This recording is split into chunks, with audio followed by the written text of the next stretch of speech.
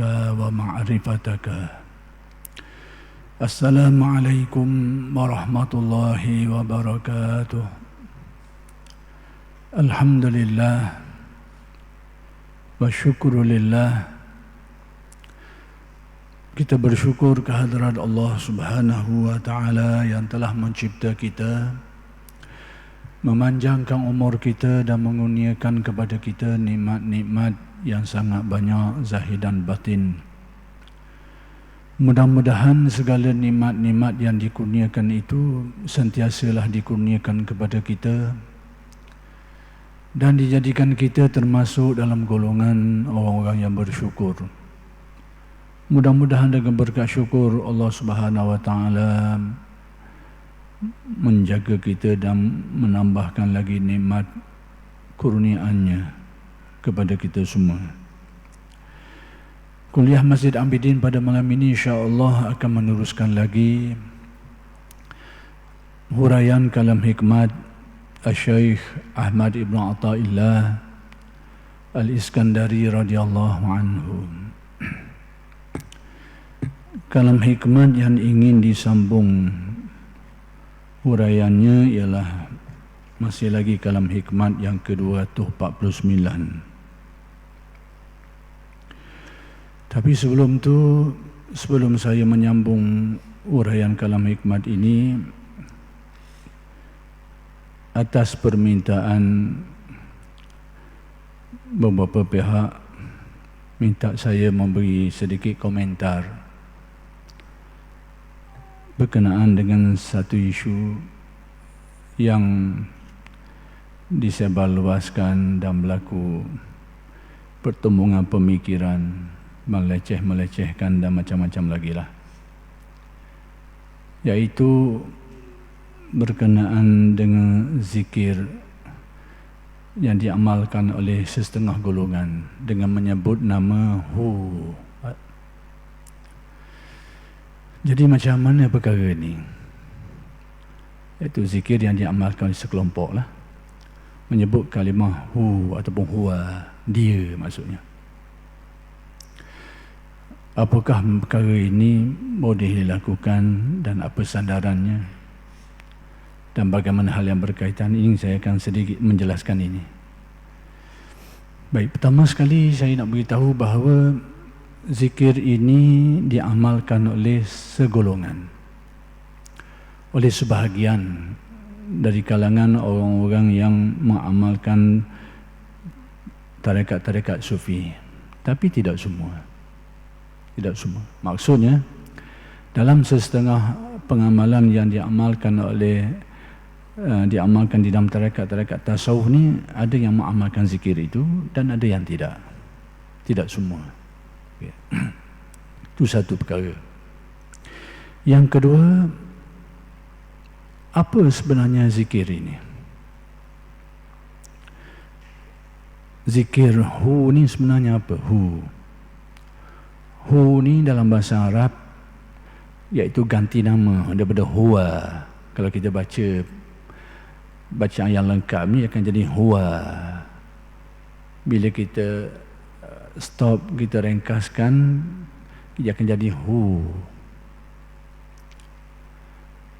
Seperti dalam ayat Al-Quran, La ilaha illahu. Bila kita hentikan dia, ia akan jadi Hu. Kalau kita hidupkan dia, La ilaha illahu. Itu. Jadi zikir Hu itu daripada perkataan Huwa, iaitu ganti nama. Maksudnya apa? Dia. Jadi dia ini, siapa yang dimaksudkan dengan dia? Sudah tentu yang dimaksudkan dengan dia adalah Allah. Jadi bila disebut Hu itu atau Huwa itu, maksudnya dia, iaitu Allah. Jadi sebahagian ahli tarekat ada yang mengamalkan zikir seperti ini, dan tidak semua. Tidak semua. Dan saya tak nak menjelaskan tarekat mana, itu panjang cerita. Kita nak fokus kepada dari mana sumbernya dan boleh ke tak. Itu kita nak gambar. Jadi kita tahu secara umumnya dulu, macam mana kita nak berzikir? Apa yang kita boleh lakukan kalau kita nak berzikir? Macam-macam. Nabi ajarkan kita bermacam-macam perkara. Kalau kita nak bertahlil pun boleh. Dengan jalan tahlil, kita berzikir la ilaha illallah. Atau kita nak bertahmid, maka kita ucapkan alhamdulillah. Atau kita nak bertakbir, kita akan ucapkan Allahu Akbar. Atau kita nak bertasbih, maka kita akan sebut subhanallah. Itu kalimat-kalimat zikir yang boleh diamalkan. Maka termasuk juga kalimat-kalimat yang boleh dizikirkan ini surah-surah Al-Quran. Surah Al-Quran. Orang yang dia rasa rajin, masa dia banyak, dia nak berwirid, berzikir dengan surah Al-Baqarah. Dia baca, habis sambung, habis sambung. Tak ada masalah. Dia nak berzikir, berwirid dengan membaca surah Al-Baqarah. Tak ada masalah. Atau nak ambil surah-surah pendek. Surah-surah pendek. Surah Al-Ikhlas. Dia baca 100 kali sehari, 1000 kali sehari. Tak ada masalah. Itu termasuk dalam jumlah-jumlah zikir yang boleh diamalkan. Maksudnya kita berzikir dengan surah-surah Al-Quran. Tak ada masalah. Nak berzikir dengan surah Yasin, silakanlah. Nak baca pagi sekali, petang sekali, pagi sekali, petang sekali. Nak berwirid dengan surah Yasin, tak ada masalah. Nak berwirid dengan surah Sajdah ataupun dengan surah Al-Mulk, silakan, tak ada masalah. Tiap-tiap semayang, setiap kali lepas semayang nak baca surah Sajdah, silakan, tak ada masalah. Boleh. Tak ada orang kata tak boleh, kecuali orang yang sakit. Sakit ni.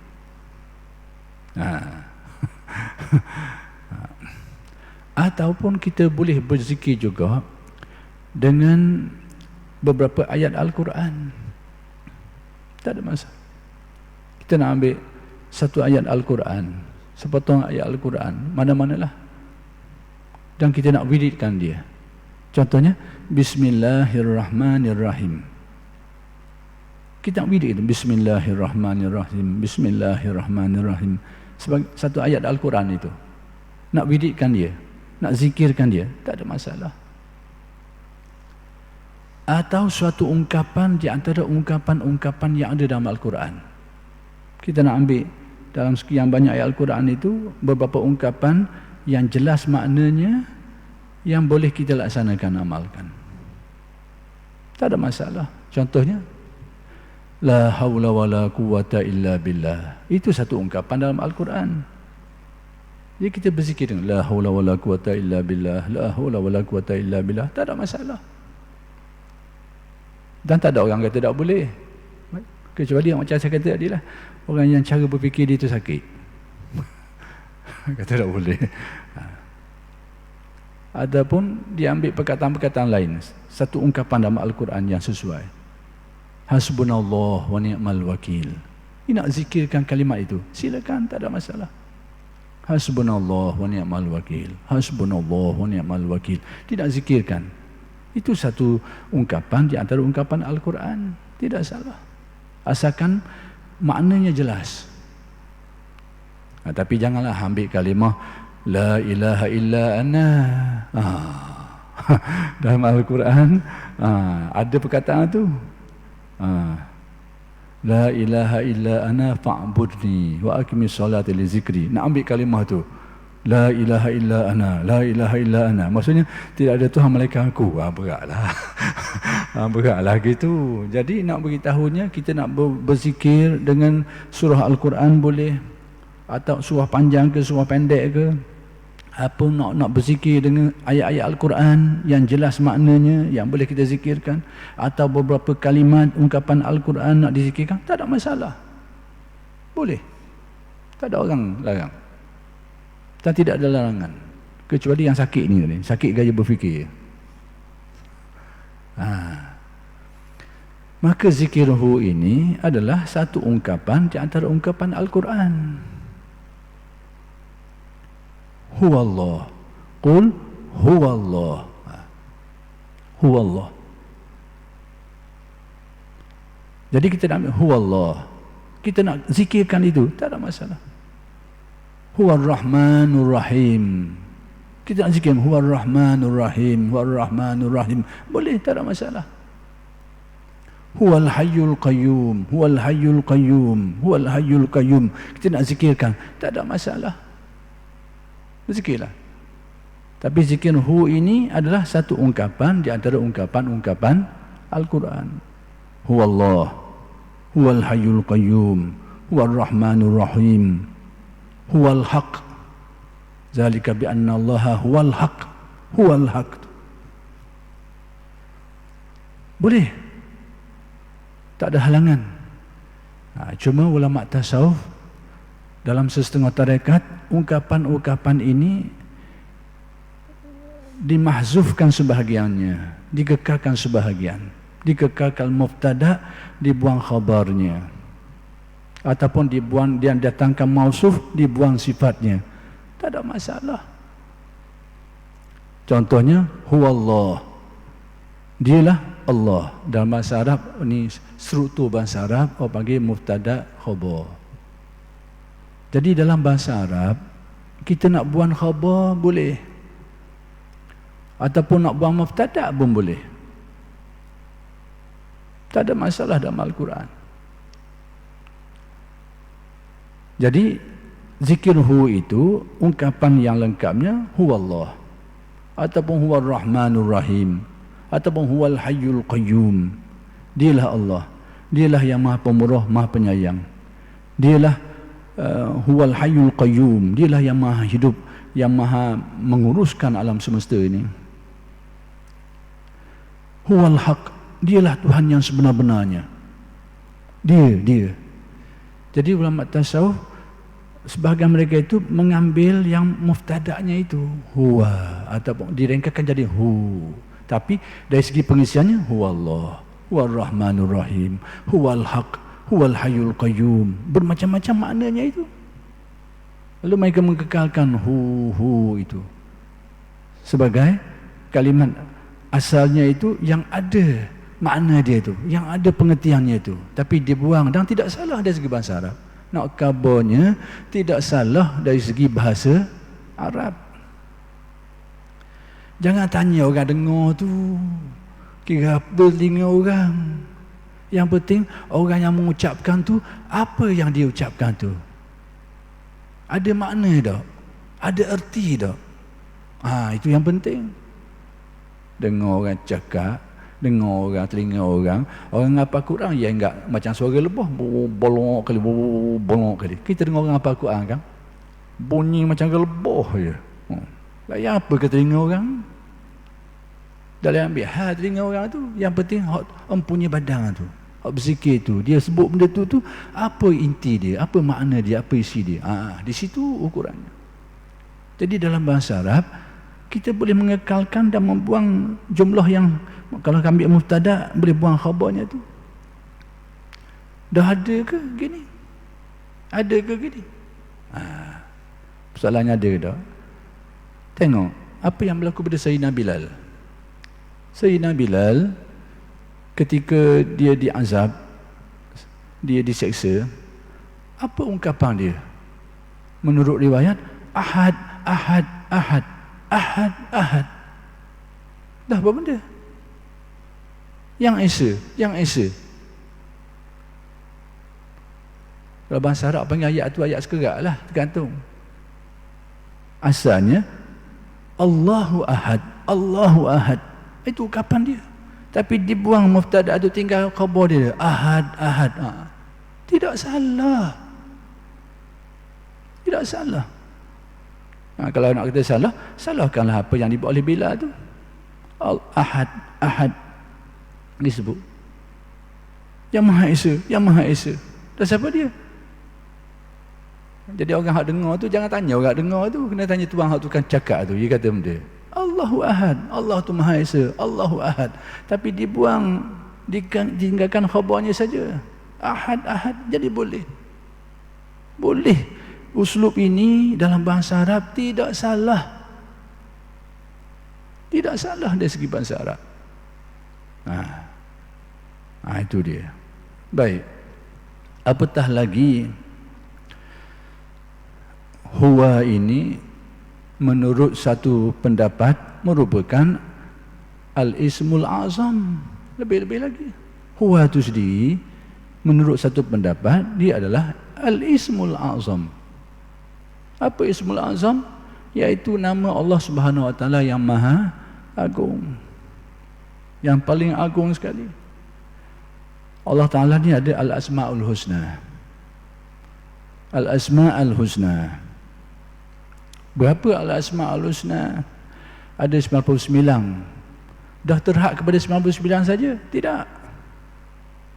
Dalam hadis yang sebut Allah Ta'ala ada tis'atan wa tis'ina asman tadi itu, Allah Ta'ala ada 99 nama itu yang disebut dalam hadis itu, yang disebut dalam riwayat itu. Man ahsaha dakhalal jannah, siapa yang menghitungnya dia akan masuk syurga. Yakni dia orang yang menghayatinya, meyakininya dan dia faham semua itu menjadi pegangan dia, keyakinan dia, insya-Allah balasan syurga. Man ahsaha dakhalal jannah. Jadi yang 99 itu adalah yang disebut dalam hadis itu. Ada lagi asmaul nama-nama Allah yang tidak disebut dalam hadis itu, antaranya Al-Hannan, Al-Mannan, itu juga nama Allah. Tapi nama-nama ni tidak ada dalam senarai 99 tu, tak ada dalam senarai tu. Tapi juga termasuk nama-nama Allah. Maka antara yang berkait adalah disebut sebagai Al-Ismul A'zam, nama yang teragung. Jadi nama yang teragung ini menurut riwayat ada berbagai-bagai riwayat.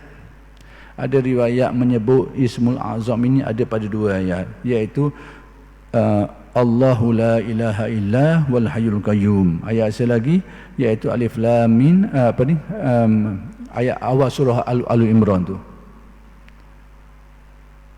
Dalam satu ayat dalam surah Baqarah dan satu ayat dalam surah Al-Imran. Ada riwayat menyebut, dia kata Ismul Azam ada dalam 2 ayat ni. Ada riwayat lain menyebut cerita lain lagi, ada seseorang tu dia dalam sembahyang, dia baca satu doa, Nabi dengar, Nabi kata orang ini telah berdoa dengan menyebut nama Al-Ismul Azam.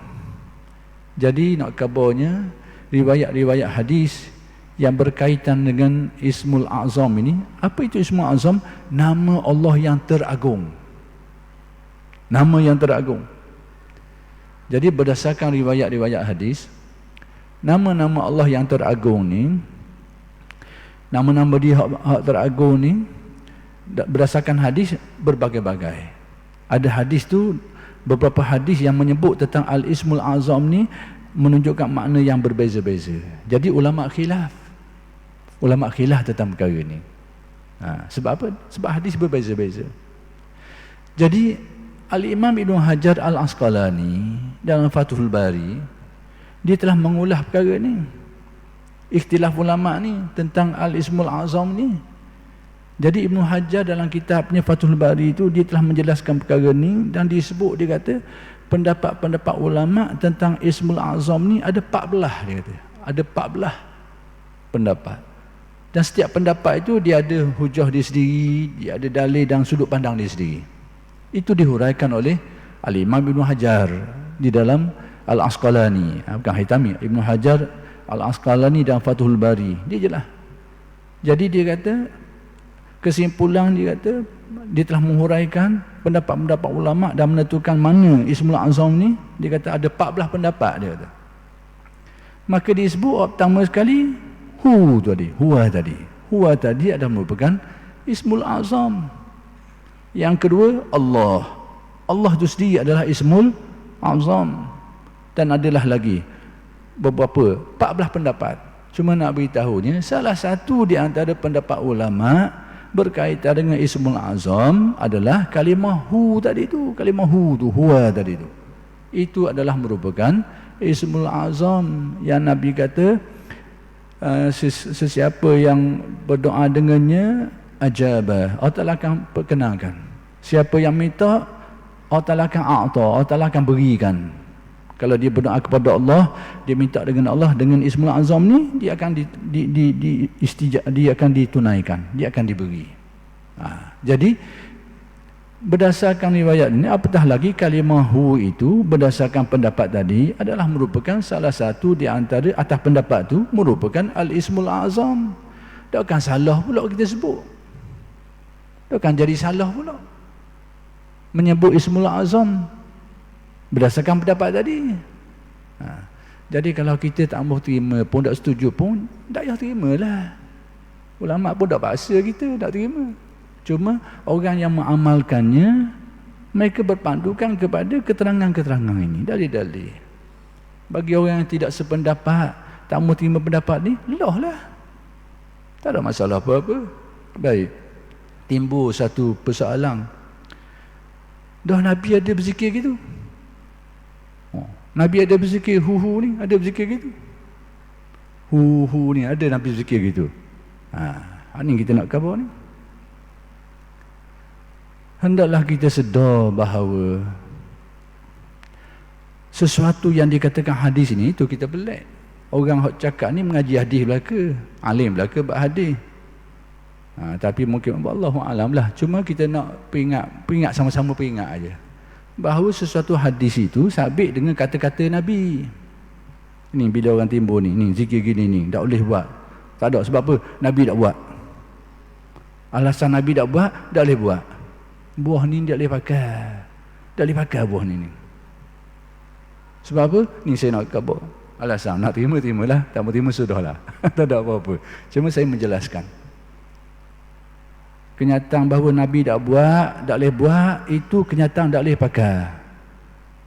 Baik, apa alasan?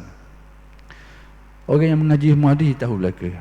Bila sebut hadis tu, iaitu apa yang dinisbahkan kepada Nabi, iaitu kata-kata Nabi, kalam Nabi, kata-kata Nabi. Kemudian perbuatan Nabi, perbuatan, apa yang Nabi buat, apa yang Nabi ucapkan, apa yang Nabi buat, Nabi amalkan. Dan juga takrir ini perakuan Nabi.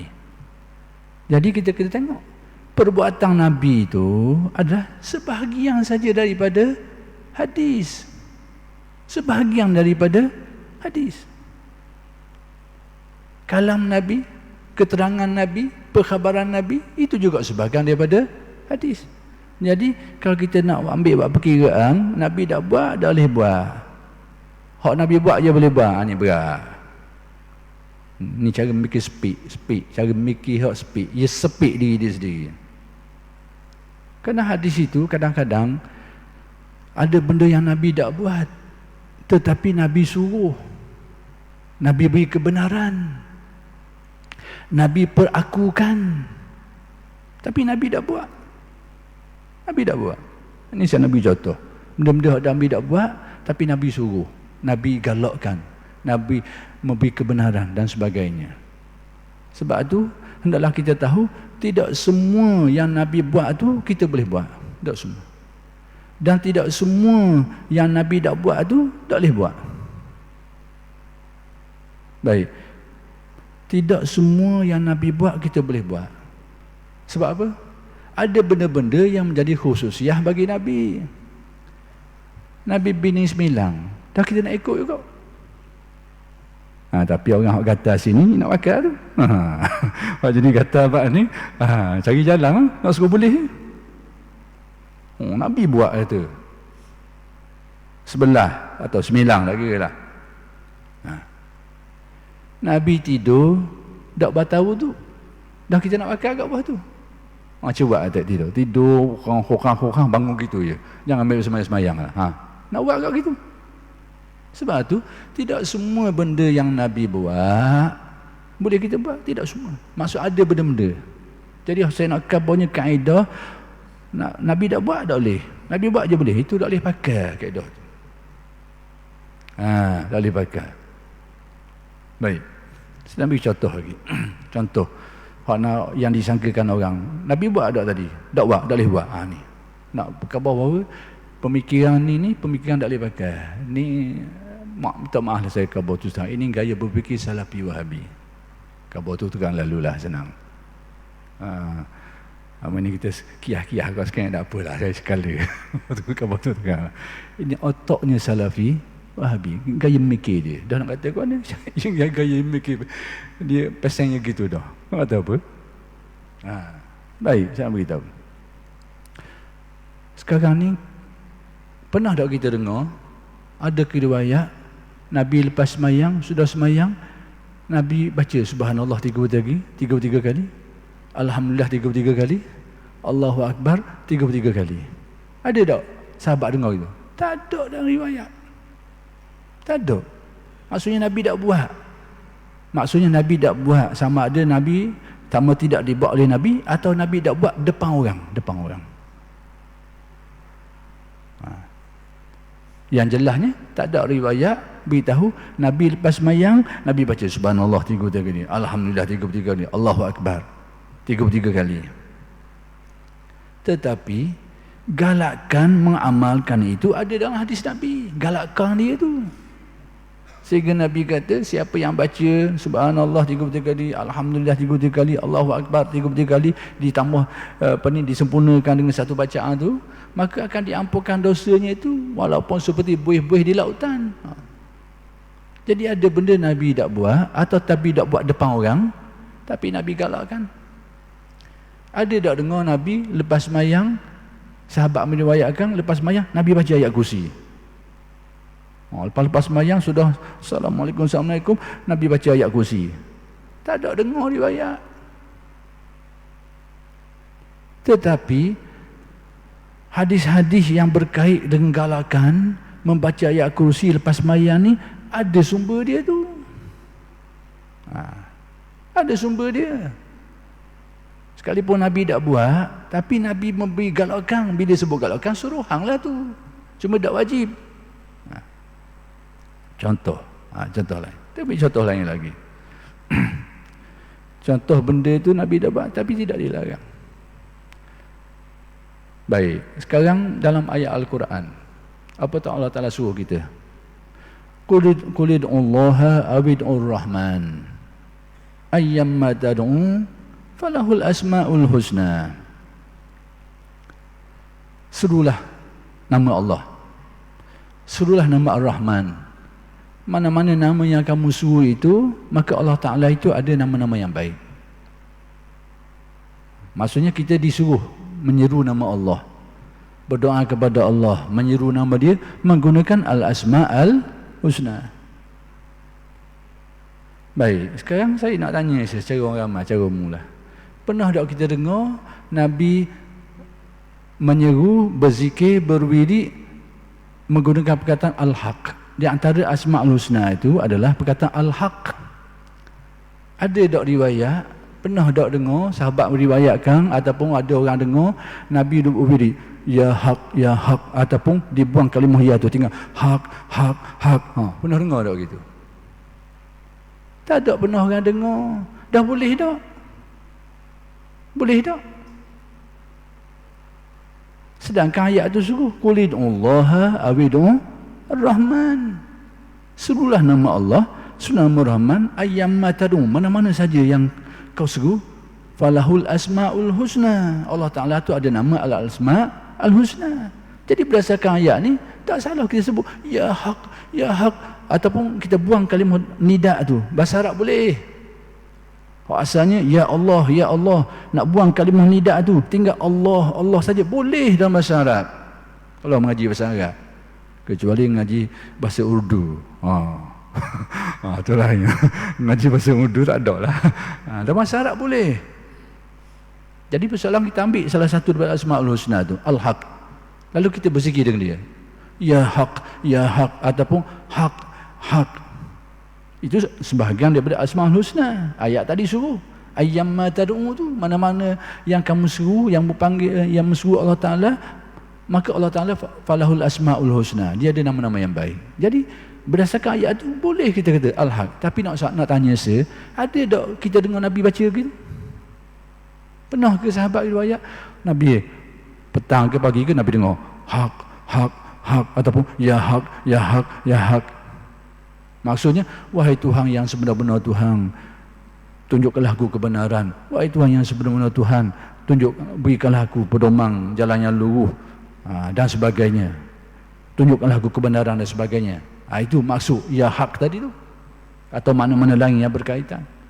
Jadi memang tak pernah dengar. Dah boleh tak? Nak kata tak boleh ke mana? Perintah Allah Ta'ala tadi, kebenaran, serulah nama Allah, dan mana-mana nama yang aku seru itu Allah Ta'ala nama yang baik. Kita ambil contoh lain lagi. Antara nama Al-Asma'ul Husna, Al-Hadi. Al-Hadi. Al-Hadi. Al-Hadi ni. Jadi kalau kita nak sebut nama dia, kita boleh kena sebut Ya Hadi, Ya Hadi. Ataupun kita boleh buang huruf ni, tak tinggal Hadi, Hadi, Hadi saja. Pernah tak kita dengar Nabi buat gitu? Ada tak riwayat Nabi duduk berdiri dalam jalan ke baca ni, pas semayang ke, pagi petang ke, Hadi, Hadi, Hadi? Ada? Ataupun Ya Hadi? Tak ada dengar. Dah boleh tak? Apa tak bolehnya? Ayat Quran khabar tadi tu. Nak khabarnya bahawa apa yang Nabi dah buat, tidak semestinya tak boleh.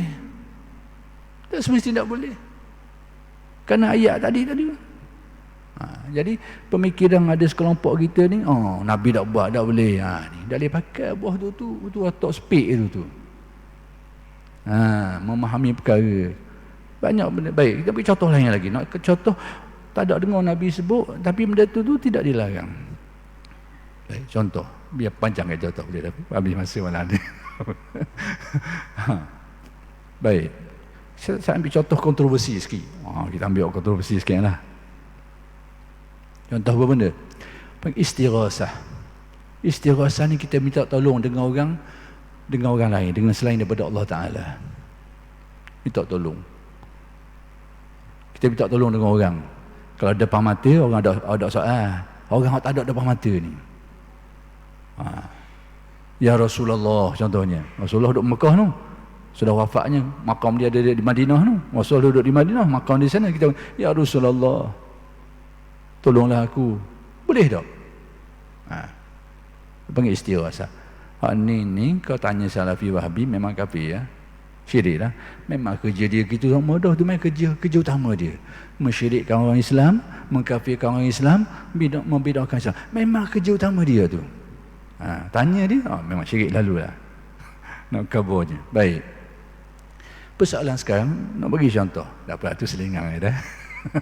Memang minta maaf lah saya khabar. Memang kerja dia tu. Memang dia suka tu. Syirikkan orang Islam, kafirkan orang Islam, bid'ahkan orang Islam. Memang hal tu Ibrahim no. Dia suka benar gitu tu. Baik. Sekarang pernah tak kita dengar Nabi buat gitu? Wahai hamba-hamba Allah, tolong aku. Tolong kami. Nabi pergi masuk dalam duduk padang pasir ke? A'inu ibadallah, wahai hamba-hamba Allah, tolong aku. A'inuna ibadallah, wahai hamba-hamba Allah, tolong aku. Pernah dah kita dengar Nabi buat gitu? Nabi amal sendiri? Tak pernah dengar. Kita tak dengar. Dah persoalan sekarang, boleh tak nak buat?